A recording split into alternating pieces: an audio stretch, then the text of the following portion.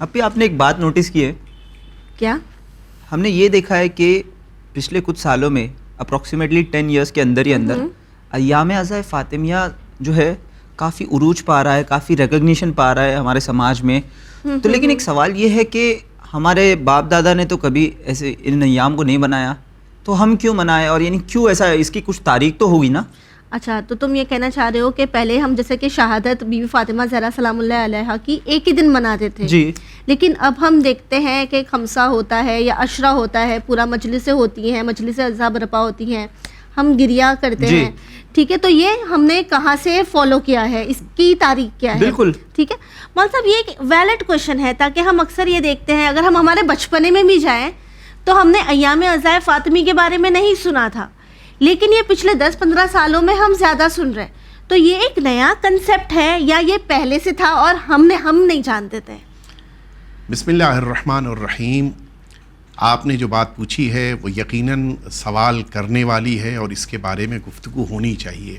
آج سے تقریباً 24-25 سال پہلے تک صرف اور صرف جناب سیدہ عالمیان کی شہادت کی 2 تاریخوں میں ہی, ایک 13 اور 14 اور ساتھ ہی ساتھ دوسری تاریخ یعنی 3 جمادی الثانیہ, ان 2 تاریخوں بلکہ 3 تاریخیں کہہ لیا جائے, ان 3 تاریخوں میں ہی جناب سیدہ کا سوگ وہ بھی الگ الگ جگہوں پر الگ الگ تاریخوں میں منایا جاتا تھا.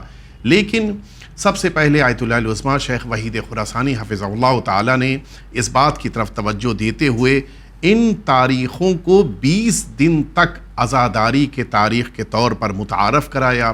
اور آج ایام عزائے فاطمیہ پہلی شہادت کی تاریخ جو 13 جمادی الاولیٰ ہے اس سے شروع ہو کر 3 جمادی الثانیہ جو دوسری شہادت کی تاریخ ہے, ان 2 تک یہ 20 دن مکمل ہوتے ہیں اور ان 20 دنوں میں یہ سوگ منایا جاتا ہے. لیکن میں یہ بات آپ کی خدمت میں عرض کر دوں کہ یہ 20 دن کا سوگ ہمارے لیے نیا ہے. ہمیں ایسا محسوس ہوتا ہے کہ اچانک آج ہمارے درمیان شروع ہوا ہے, جبکہ پرانے زمانے میں ان تاریخوں میں سوگ منایا جاتا تھا. حتیٰ مرحوم آیت اللہ کاشف الغطاء علیہ الرحمت والرضوان, ان کے دور میں اسی نجف اشرف میں عالم یہ تھا کہ ان 20 دنوں میں مجالس عزا منعقد ہوتی تھیں. اس لیے کہ آپ جانتے ہیں کہ نجف اور کربلا کے درمیان تاریخیں تقسیم کی گئی تھیں کہ 13 تاریخ کو یعنی پہلی جو شہادت کی تاریخ نجف اشرف میں غم منایا جاتا تھا اور دوسری شہادت کی تاریخ میں کربلا معلیٰ میں سوگ منایا جاتا تھا. مرحوم کاشف الغطاء علیہ رحمت والرضوان کے زمانے میں ان دونوں تاریخوں کو ملا کر نجف اشرف میں سوگ ہوتا تھا, اور عالم یہ تھا کہ ان 20 دنوں میں دروس نہیں ہوتے تھے. یہاں تک کہ ان کے بارے میں ملتا ہے کہ ایک دن وہ اسی فکر میں تھے کہ یہ 20 دن زیادہ ہیں, کچھ کم کرنے کے لیے کوئی تاریخ ڈھونڈی, ایسے تلاش کریں, شاید کہیں ذکر وارد ہوا ہو کہ جس کی بنا پر 10 دن کا سوگ ہو جائے. وہ ان سوچوں اور ان فکروں میں ڈوبے ہوئے تھے. اپنی والدہ سے ملنے کے لیے جب پہنچے, ماں نے ان سے کہا کہ تمہیں کیا ہو گیا ہے, تم کیوں جناب سیدہ کے سوگ کو چھوٹا کرنا چاہتے ہو, کم کرنا چاہتے ہو؟ پوچھا کیوں, آپ کو کیسے پتا؟ کہ تم یہی تو سوچ رہے ہو نا کہ 20 دن کو 10 دن کر دیا جائے. کہ آپ کو پتا کیسے چلا؟ اس موقع کے اوپر ان کی ماں نے فرمایا کہ میں نے خواب دیکھا جناب سیدہ کو. جناب سیدہ نے اس میں فرمایا کہ میرے سوگ کی تاریخیں 20 دن اپنے بیٹے سے کہو رہنے دے, میں چاہتی ہوں, یہ جملہ بڑا قیمتی ہے, میں چاہتی ہوں کہ ان 20 دنوں میں امیر المؤمنین کی مظلومیت کا زیادہ تذکرہ کیا جائے. یعنی بیوی چاہتے ہیں, یعنی جناب سیدہ یہ چاہتی ہیں کہ جس طرح سے ان 20 دنوں میں جناب سیدہ کی شہادت کا تذکرہ ہو, اسی طرح سے امیر المؤمنین کی مظلومیت, امیر المؤمنین کا حق چھینا جانا, امیر المؤمنین کو گھر میں بٹھا دیا جانا, یہ ساری مظلومیت ان 20 دنوں میں بھی لوگوں کے سامنے آئے. یعنی ہم یہ کہہ سکتے ہیں کہ شہادت بی بی فاطمہ زہرا سلام اللہ علیہا کے موقع پر بھی بی بی یہی چاہ رہی ہے کہ ولایت کا دفاع کیا جائے, ولایت کا دفاع ہو اور لوگوں کو پتہ چلے کہ حقیقی ولی پروردگار بعد پیغمبر کون تھا. جی, اور یہاں پہ آپ نے کہا کہ 13 جمادی الاول اور 3 جمادی الثانی کے درمیان جو ہے یہ 20 دنوں کے جو ہے ایام عزائے فاطمیہ منائے جاتے ہیں. تو اب یہاں پہ سوال یہ اٹھتا ہے کہ تاریخ میں اتنا اختلاف کیوں پایا جاتا ہے, ڈفرینسز کیوں ہیں؟ ایک 13 اور ایک 3 تاریخ. میں ایک اور اس میں اضافہ کر دوں کہ البتہ 14 تاریخ بھی تاریخ میں ذکر وارد ہوا ہے اور اس کی اپنی وجہ ہے. اور جب میں یہ بات پیش کروں آپ کی خدمت میں تو شاید آپ خود متوجہ ہو جائیں گے کہ یہ بیچ میں 14 کی تاریخ بھی کیوں ہے, 13, 14 اور یہ 3 تاریخ. وجہ یہ ہے کہ روایتوں کی دنیا میں جو معصومین کا بیان ہے, دو طرح کے بیان ہیں.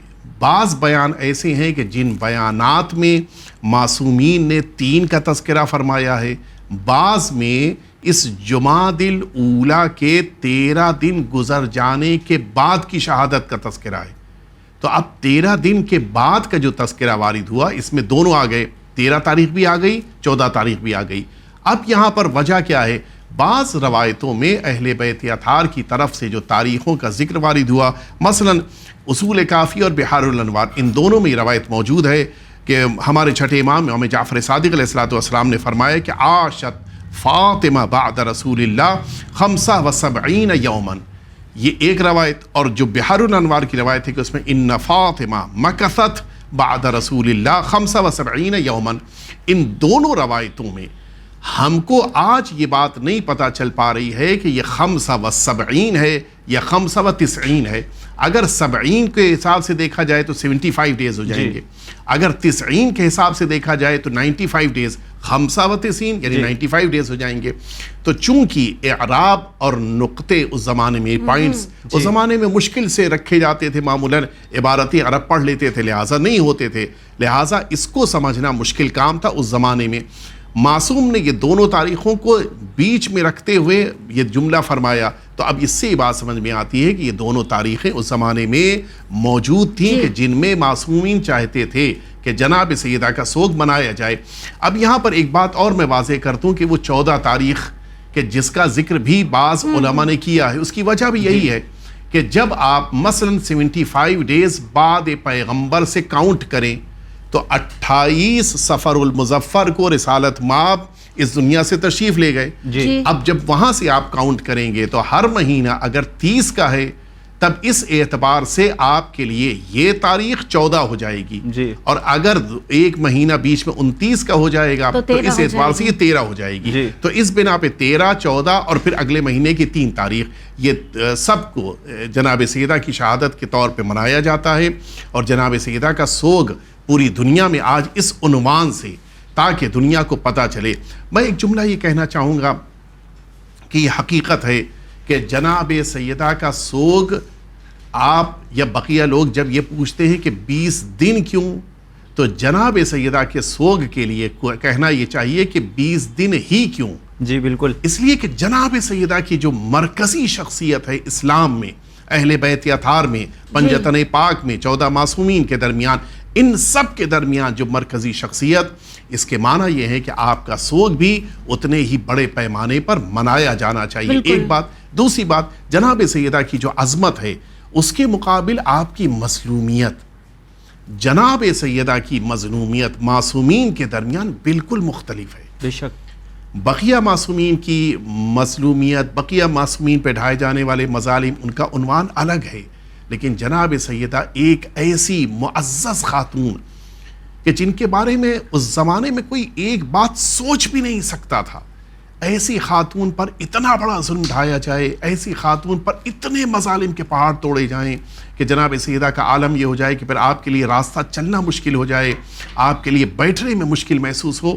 ان ساری مصیبتوں کو دیکھتے ہوئے اگر غور کیا جائے, اگر ایک ایک دن جناب سیدہ کی مصیبت کا ذکر ہو تو پھر یہ 20 دن مصائب کے لیے کم ہیں. تو اس سے ہی پتہ چلتا ہے کہ جناب سیدہ کی مظلومیت کو پروردگار چاہتا ہے کہ دنیا تک پہنچانے کے لیے یہ 20 دن کے درمیان تذکرہ ہو, تاکہ دنیا کو اس شہزادی کی مظلومیت کی خبر ہو جائے. جی مول صاحب, جس طرح آپ نے کہا کہ بی بی فاطمہ زہرا سلام اللہ علیہا کی عظمت کو دیکھے اور جس طرح ان پہ ظلم ڈھائے گئے, اس کو دیکھے تو 20 دن بھی کم پڑ جاتے ہیں. تو بی بی فاطمہ زہرا سلام اللہ علیہا دختر رسول ہے, رسول خدا صلی اللہ علیہ وآلہ وسلم کے اگر ہم امتی ہے تو کیا دختر رسول کی شہادت منانا صرف ایک فرقے تک ہونا چاہیے یا ساری امت اسلام کو, امت مسلمان کو منانا چاہیے؟ حضور ختمی مرتبہ صلی اللہ علیہ وآلہ وسلم نے فرمایا کہ ان فاطمہ سیدۃ نساء العالمین. بے شک. اور دوسری حدیث میں ہے کہ جناب سیدہ, ایک یہ حدیث کہ تمام عورتوں کی سردار, اور دوسرا جملہ یہ فرمائے کہ تمام جنتی عورتوں کی سردار. تو اس کے معنی یہ ہے کہ تمام وہ خواتین جو جنت میں جا رہی ہیں ان کی سردار جناب سیدہ ہیں. بے شک. تو اگر جناب سیدہ سردار ہے، اور اتفاقاً سارے علماء اسلام نے جناب سیدہ کو خاتون جنت لکھا ہے، جی سب نے لکھا ہے کہ جناب سیدہ سب سے پہلے جنت میں داخل ہوں گی. اول من يدخل الجنہ ابنتی فاطمہ، رسالت مآب کی حدیث، کہ سب سے پہلے جنت میں میری بیٹی داخل ہوں گی، سب نے لکھا ہے. تو اس کے معنی یہ ہے کہ جناب سیدہ کی ذات کا حق صرف ایک فرقے، ایک قوم پر نہیں ہے، بلکہ جناب سیدہ کا حق پوری امت پر ہے. اور جناب سیدہ تمام خواتین کی سردار ہیں. تو جن خواتین کی سردار ہیں اور جن مردوں پر بھی جناب سیدہ کا حق ہے، ان سب کو جناب سیدہ کا سوگ منانا چاہیے. محدود نہیں ہے جناب سیدہ کا تذکرہ. اور اسی لیے میں ایک جملہ کہنا چاہوں گا، شاید ہو سکتا ہے تاریخ میں اختلاف ہو، چونکہ آپ جانتے ہیں کہ مسلمانوں میں بعض برادران کے وہاں 6 مہینے بعد بھی جناب سیدہ کی شہادت کا تذکرہ ہے. ہو سکتا ہے کہ جناب سیدہ سے متعلق بہت سے لوگوں کے ذہنوں میں اور بھی بہت سی تاریخوں کا ذکر ہو، لیکن ذکر ہونا چاہیے. بے شک. جناب میں یہ نہیں اصرار کر رہا ہوں کہ ساری امت ایک ہی تاریخ پر جمع ہو جائے اور پھر مصیبت کا ذکر کرے. نہیں مانتی ٹھیک، کوئی مسئلہ نہیں، لیکن ذکر ہونا چاہیے. ذکر ضروری ہے. جناب سیدہ کی مظلومیت، جناب سیدہ کے اوپر ڈھائے جانے والے ظلم، ان سب کا ذکر اور بیان ہونا چاہیے، تاکہ دنیا کو پتہ چلے کہ جناب سیدہ کس عالم میں اس دنیا سے رخصت. جی بالکل. اور ایک حدیث نبوی ہمیں ملتی ہے کہ من ماتا ولم یعرف امام زمانہ ہی ماتا میتتن جاہلیہ. اور ایک دوسری حدیث یہ کہتی ہے کہ من ماتا ولیس فی عنق بیعتن ماتا میتتن جاہلیہ، یعنی وہ شخص جو مر جائے بغیر اپنے وقت کے امام کی بیعت کیے ہوئے، اگر گردن پر وقت کے امام کی بیعت نہ ہو تو گویا وہ جہالت کی موت مرتا ہے. تو اب اگر اس حدیث کو لیا جائے تو کیا ہم یہ کہہ سکتے ہیں کہ جناب زہرا سلام اللہ علیہ کا امام کون تھا اور کس کی بیعت جناب زہرا سلام اللہ علیہ نے کی تھی، اور اپنی بیعت کا اظہار کس طرح سے انہوں نے کیا؟ جی دیکھیے، میں آپ کی خدمت میں اگر یہ بات کہوں کہ بعد پیغمبر جس کو ساری امت مان رہی تھی اسے بھی جناب سیدہ نے مان لیا، تو آپ کیا کہیں گے؟ مانا یا نہیں مانا؟ جی نہیں مانا.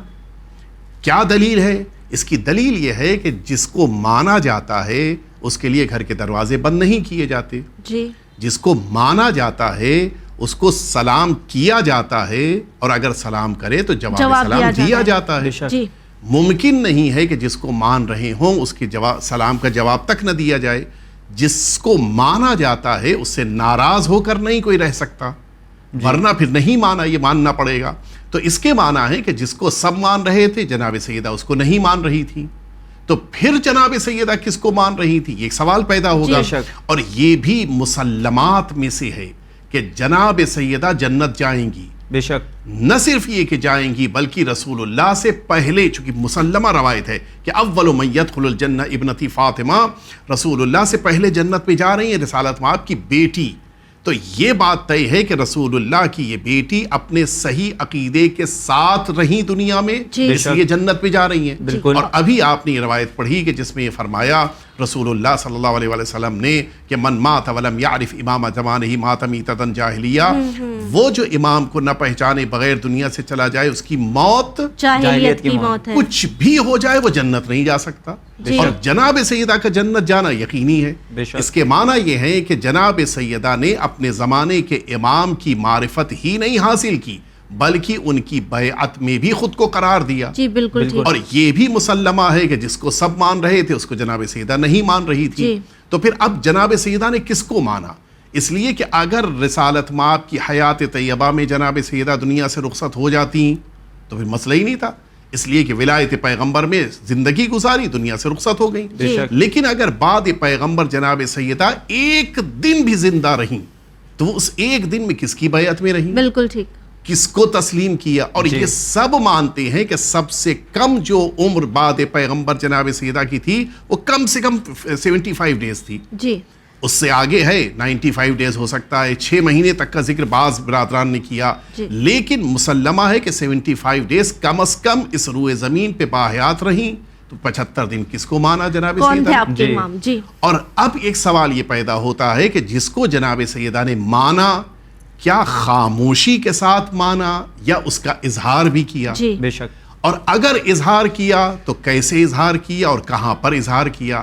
دیکھیے ایک ہوتا ہے لوگ کچھ مان رہے ہوں اور ہم نہیں مان رہے تو ہم خاموش بیٹھے ہیں, پتہ ہی نہیں چلے گا کہ ہم کسی کو مان رہے نہیں مان رہے. لیکن اگر جس کو لوگ مان رہے ہیں اس کو ہم اپوز کر رہے ہیں تو پھر یہ پہلی بات طے ہو جائے گی کہ ہم نے لوگوں کا ساتھ نہیں دیا بلکہ ہم نے اللہ کے حکم کو مانا. اب دوسری بات, اگر لوگ جس کو مان رہے تھے اس کو جناب سیدہ نہیں مان رہی تھی تو کیا لوگوں کو جناب سیدہ نے بتایا کہ میں کس کو مان رہی ہوں؟ یہ سب سے امپورٹنٹ میٹر ہے. یہ تو یقین ہے کہ جناب سیدہ جنت جا رہی ہیں, اس کے معنی ہے کہ وہ کسی امام کی بیعت میں ہیں, لیکن وہ امام کون ہیں اور لوگوں کو آپ نے بتایا ہی نہیں بتایا. یہ بات کو اگر سمجھنا ہے تو آئیے میں جناب سیدہ کے بعض خطبات اور بعض جملے جو آپ نے بیان فرمائے وہ آپ کے سامنے پیش کر دوں. جناب سیدہ نے سرکار امیر المؤمنین حضرت علی علیہ السلام کے بارے میں فرمایا کہ وَهُوَ الْإِمام, وہ امام ہیں, وَقُطْبُ الْأَقْطَابِ, تمام کائنات کا اس وقت مرکز ہیں. ایک جملہ. اس کے بعد فرمایا آپ ہی کا جملہ کہ پروردگار عالم فجعل اللہ طاعتنا نظاما للملہ وامامتنا امانا من الفرقہ. فرماتی ہیں جناب سیدہ کہ ہم اہل بیت اطہار کی امامت کو پروردگار نے ٹکڑوں میں بٹنے سے بچایا ہے. اگر امامت کو مان لو گے تو ٹکڑوں میں نہیں بٹو گے. اس کے معنی ہے کہ جہاں پر ٹکڑوں میں بٹنے کا تصور ہے وہاں پر امامت نہیں ہے. تو امامت کو جناب سیدہ تسلیم کر رہی ہیں.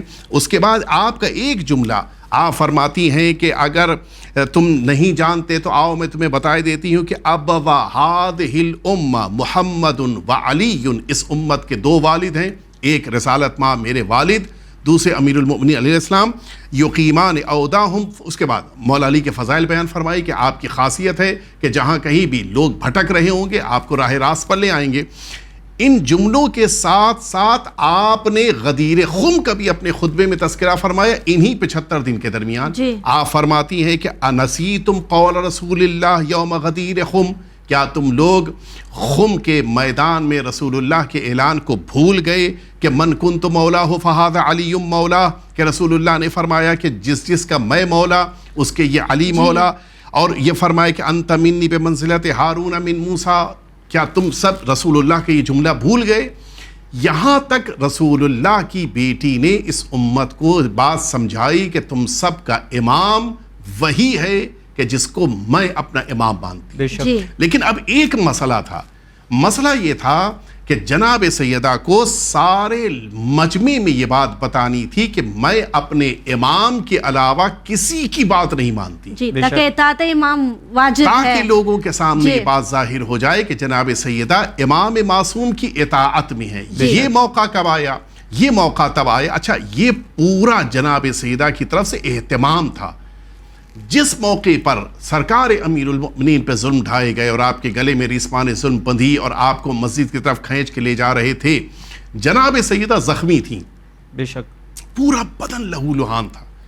آپ کے بدن کا عالم یہ تھا کہ آپ کے بدن میں کوئی طاقت باقی نہیں بچی تھی. روایت کی لفظیں ہیں کہ آپ ایک سائے جیسی ہو چکی تھیں, اتنی نقاہت اور کمزوری. اس کے باوجود آپ اپنے بیت الشرف سے نکلیں, امیر المؤمنین کے حفاظت کے لیے آپ آگے بڑھتی رہیں, دربار کی طرف آ رہی ہیں. مجمع ہے جو آپ کے پیچھے چل رہا ہے, ایک عجیب کیفیت ہے. سب کہہ رہے ہیں کہ آپ رسول کی بیٹی ہیں, آپ گھر واپس چلی جائیے. سب سمجھا رہے ہیں, سب اپنے اپنے انداز سے کہہ رہے ہیں. کسی ایک کی بات جناب سیدہ نے نہیں سنی. حتیٰ حاکم کی طرف سے بھی یہ جملہ آیا کہ آپ اپنے گھر چلے جائیے, ہم امیر المؤمنین سے گفتگو کر رہے ہیں. البتہ امیر المؤمنین لفظ میں کہہ رہا ہوں, انہوں نے کوئی احترام کے ساتھ نہیں کہا. ہم گفتگو کر رہے ہیں, ابھی کچھ دیر بعد رخصت کا نہیں, میں یہیں پہ رہوں گی. اس موقع پر جناب سلمان آگے بڑھے اور جناب سلمان نے آگے بڑھ کر رسول کی بیٹی سے یہ جملہ فرمایا کہ اے رسول کی بیٹی, آپ کے بابا رحمت للعالمین تھے, آپ بہتر ہے کہ گھر چلی جائیں. اس موقع پہ جناب سیدہ نے فرمایا تھا کہ اے سلمان, تم دیکھتے نہیں ہو, کہا تھا ان یقتلوا علیہ, وہ سب اس کوشش میں ہیں کہ امیر المؤمنین علی کو قتل کر دیں, میں امیر المؤمنین کو چھوڑ کے نہیں جاؤں گی. جناب سلمان نے ایک جملہ کہا کہ شہزادی, میں آپ کے پاس یہ پیغام لے کر آیا ہوں, امیر المؤمنین ہی نے کہا ہے.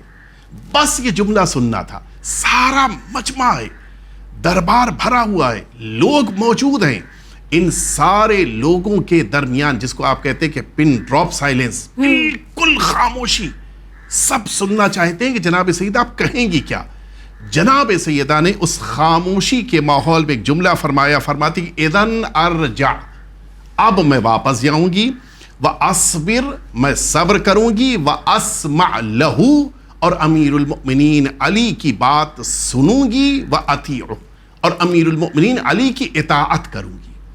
یہ لفظ اطاعت اس زمانے میں صرف اسی کے لیے استعمال ہوتا تھا کہ جس کی بیعت کی جائے. جی. اس بھرے مجمع میں جناب سیدہ کا یہ کہنا کہ میں امیر المؤمنین علی کی اطاعت کروں گی، یہ اس بات کا پیغام تھا اس امت کے لیے کہ اچھی طرح سے سمجھ جاؤ، تم کس کو بھی مانتے ہو، ہم سے اس سے مطلب نہیں ہے، لیکن میں رسول کی بیٹی جو جنتی ہوں، میں اگر اس وقت کسی کی اطاعت میں ہوں تو اپنے زمانے کے امام امیر المؤمنین علی کی اطاعت میں. جی بے شک یہ ایک اہم ترین پیغام. اور اس کے بعد جب امیر المؤمنین بیت الشرف میں یہ دونوں آ گئے، اس موقع پہ جناب سیدہ کا جملہ ہے کہ روحی لروحک الفدا، اے امیر المؤمنین سیدہ آپ پر قربان ہو جائے. فرمایا وَنَفْسِي لِنَفْسِكَ الْوِقَا یا ابا الحسن، میں خود کو آپ کے اوپر نچھاور کر رہی ہوں. کیوں؟ اس لیے کہ آپ اس وقت زمانے کے امام ہیں، حجت پروردگار ہیں. جناب سیدہ نے اس پیغام کو بڑے اچھے انداز سے پہنچایا، اور اس کی ایک وجہ یہ تھی کہ کل کو کوئی یہ نہ کہہ سکے کہ ہمیں نہیں پتا تھا کہ ہمیں کس کی اطاعت کرنی ہے. جناب سیدہ نے اتمام حجت کر دیا، امیر المؤمنین کی ولایت اور امامت کو دنیا والوں کے سامنے پیش کر دیا. بے شک ایک کلیئرٹی بی بی فاطمہ زہرا سلام اللہ علیہا کی طرف سے لوگوں کے سامنے آ گئی تھی کہ آخر میں وقت کے امام کون ہیں، اور بہت ہی بہترین طور پر بی بی نے ولایت کا دفاع کیا. جی بالکل، بہت بہت شکریہ آغا. اور ناظرین آخر میں یہی کہنا چاہوں گا کہ جس طرح سے جناب سیدہ سلام اللہ علیہا نے اپنے وقت کے امام کی اطاعت کی، خداوند عالم کی بارگاہ میں ہم دعا گو ہے کہ ہمیں بھی وہ توفیق عنایت کر کہ ہم اپنے وقت کے امام کی اطاعت کریں، ان کے فرما بردار رہے. کیونکہ خود امام زمانہ اجل اللہ تعالیٰ فرجہ شریف نے یہ ارشاد فرمایا کہ ہماری دادی زہرا ہمارے لیے نمونہ عمل ہے. تو بس خداوند عالم کی بارگاہ میں ہم دعا گو ہے کہ ہمیں بی بی سیدہ سلام اللہ علیہا کی سیرت پر چلنے کی توفیق عنایت فرما. اسی کے ساتھ ہم لیتے ہیں آپ سے الوداع، مگر دیکھتے رہیے چینل ون. شکریہ، خدا حافظ.